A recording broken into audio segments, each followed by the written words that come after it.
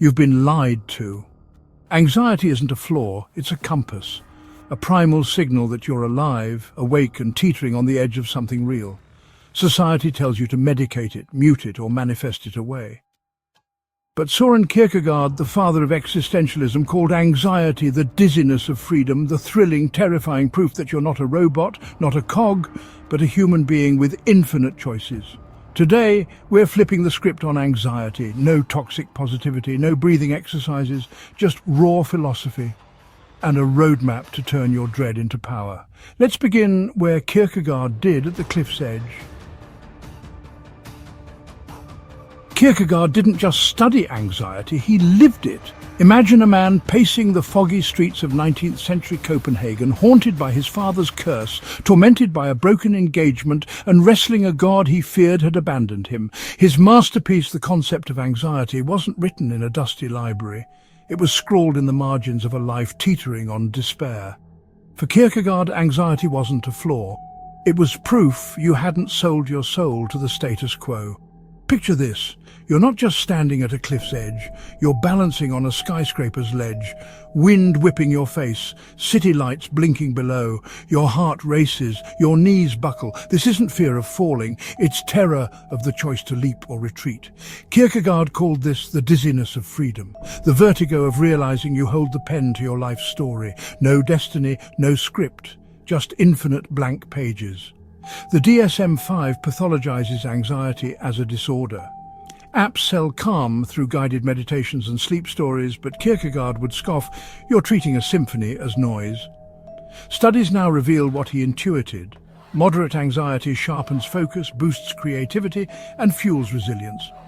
The Yerkes-Dodson law, a century-old psychological principle, shows performance peaks under optimal anxiety, not in its absence. Jobs' 2005 Stanford speech is a masterclass in Kierkegaardian angst.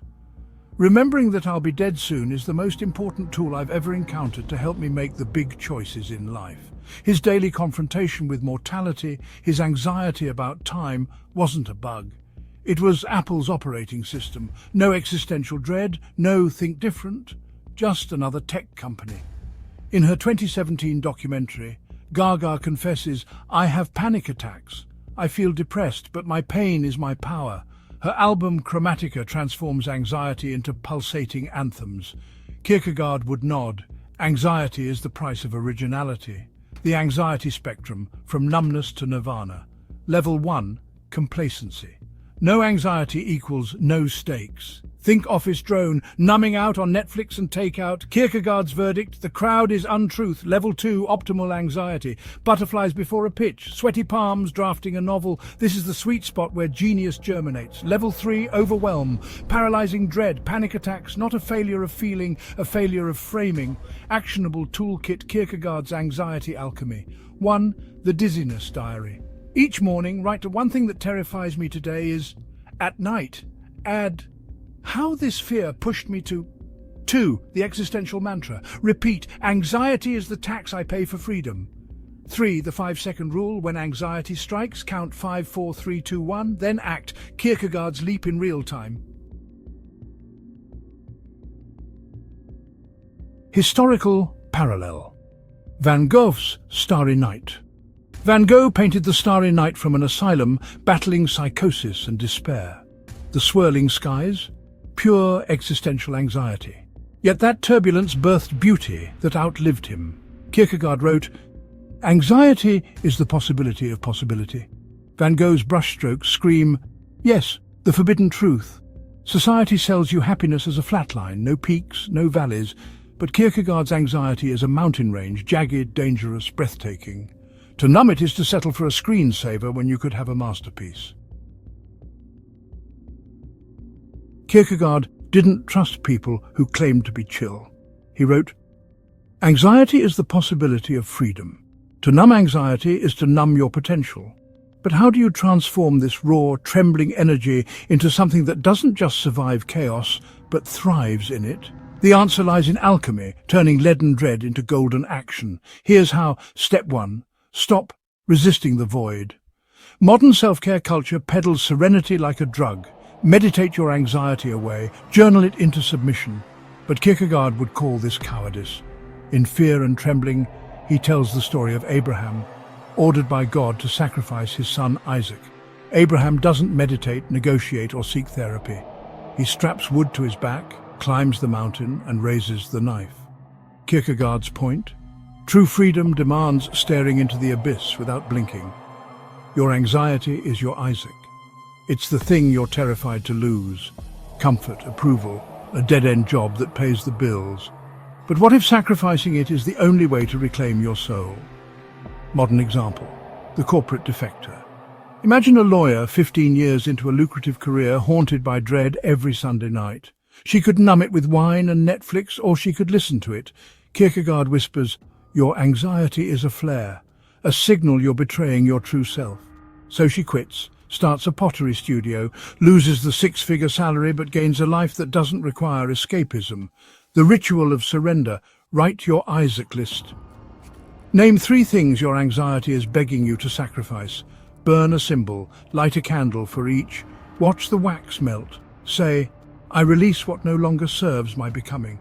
Step 2, create anxiety rituals. Anxiety is energy. Misdirected, it becomes self-sabotage. Harnessed, it becomes propulsion. Here's how to build rituals that transmute panic into power.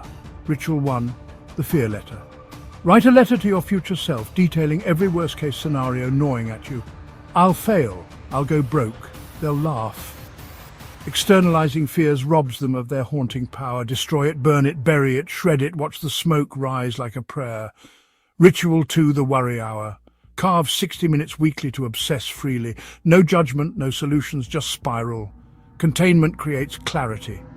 Anxiety confined to a time-place loses its omnipotence. Rule: outside this window, when dread creeps in, snap, not now, I'll feed you at 7 p.m. Ritual 3, adrenaline art. When anxiety surges, channel it into creation, paint with frenetic strokes. Write a raw, unedited page. Code until your hands cramp. Anxiety is kinetic. Redirect it before it explodes inward. Example: composer Ludwig van Beethoven, deaf and suicidal, funneled his despair into the Ode to Joy. Chaos turned chorus. Ritual 4, the body rebellion. Run until your lungs burn. Scream into a pillow. Dance like a maniac to thrash metal. Anxiety lives in the mind. Force it into the muscles. Exhaust it. Case study: FDR's Fear Itself and the Art of Weaponized Vulnerability. Franklin D. Roosevelt, paralyzed by polio and presiding over a nation in economic freefall, didn't hide his terror. He leaned into it. In his 1933 inaugural address, he declared, "The only thing we have to fear is fear itself." But this wasn't a Hallmark card. It was a war cry. The strategy 1, name the monster. Roosevelt didn't sugarcoat the Great Depression. He called it dark realities. Acknowledging collective anxiety. 2, collective ritual. The New Deal wasn't just policy, it was a national worry hour. Build dams, plant forests, create jobs, action as antidote. 3, sacred theatre. FDR's fireside chats transformed radio into a confessional. His trembling voice from polio became a symbol of resilience. The unspoken truth. Anxiety is not your enemy, comfort is. Every safe choice, every numbing scroll, every silenced dream, these are the true cages. Kierkegaard's cure isn't for the faint of heart. It's for the ones ready to trade the lie of security for the messy, magnificent work of becoming. So ask yourself, will I let anxiety drown me or let it baptize me? The match is in your hands. Strike it. Kierkegaard celebrated anxiety as a catalyst for freedom, but he also issued a grim warning: anxiety is the root of all sin. Not because anxiety itself is evil, but because when left untamed, it metastasizes into paralysis, a prison of what-ifs and if-onlys.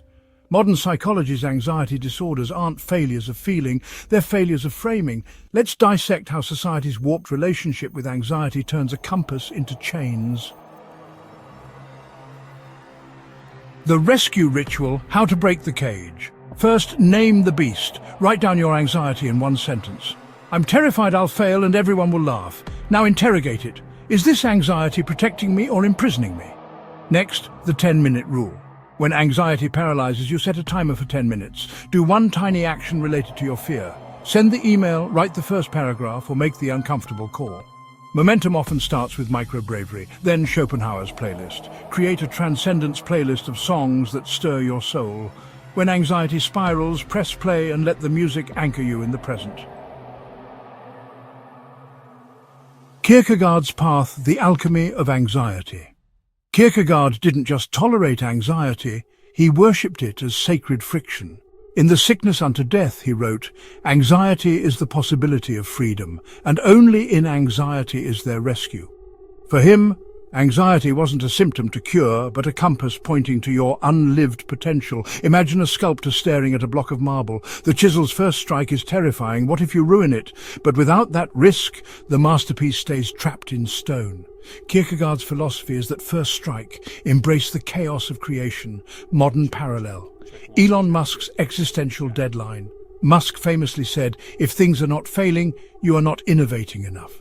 His relentless anxiety about humanity's future, climate collapse, AI threats, fuels SpaceX and Tesla.